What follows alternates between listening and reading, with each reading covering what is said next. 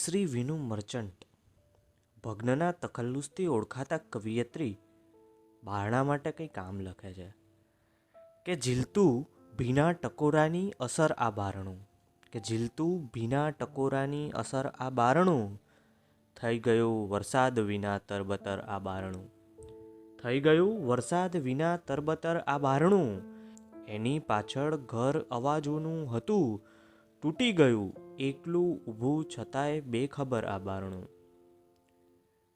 બારી તો પૂછે ઘણું, બારી તો પૂછે ઘણું, ઉત્તર ન આપે બે કમાડ.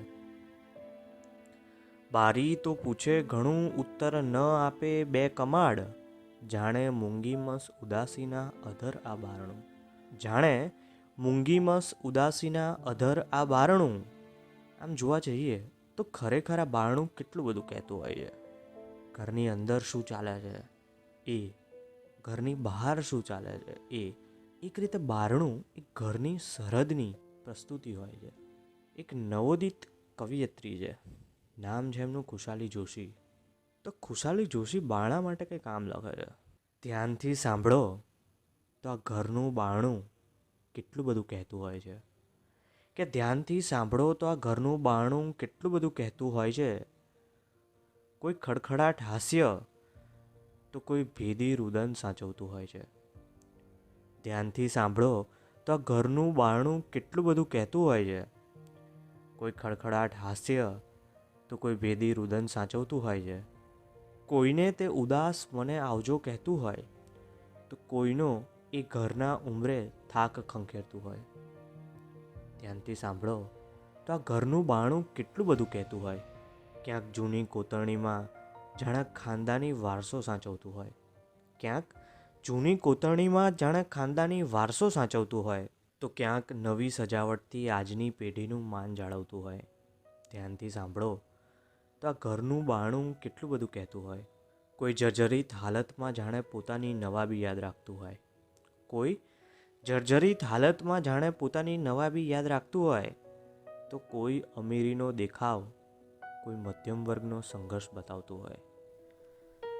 કોઈ જર્જરિત હાલતમાં જાણે પોતાની નવાબી યાદ રાખતું હોય, તો કોઈ અમીરીનો દેખાવ કોઈ મધ્યમ વર્ગનો સંઘર્ષ બતાવતું હોય, તો ક્યાંક પરિસ્થિતિને રફુ કરીને ગરીબી ઢાંકતું હોય.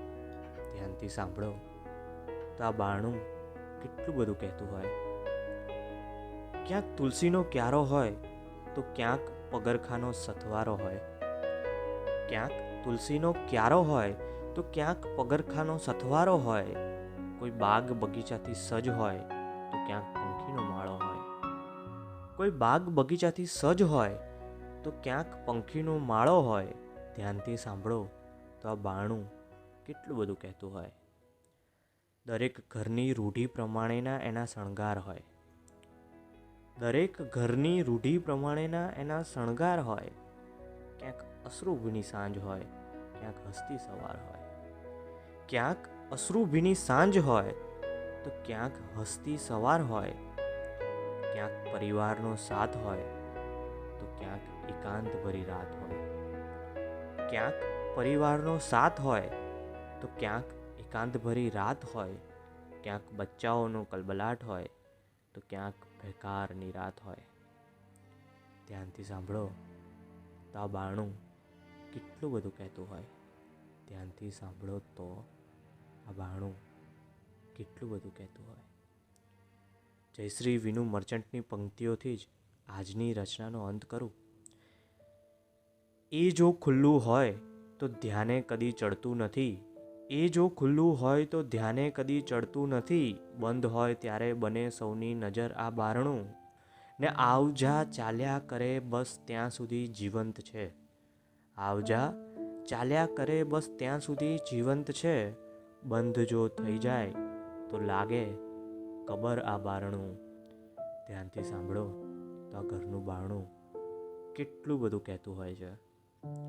કોઈ ખડખડાટ હાસ્ય તો કોઈ ભેદી રુદન સાચવતું હોય છે. કોઈને તે ઉદાસ મને આવજો કહેતું હોય તો કોઈનો એ ઘરના ઉંબરે થાક ખંખેરતું હોય. ધ્યાનથી સાંભળો તો આ ઘરનું બારણું કેટલું બધું કહેતું હોય.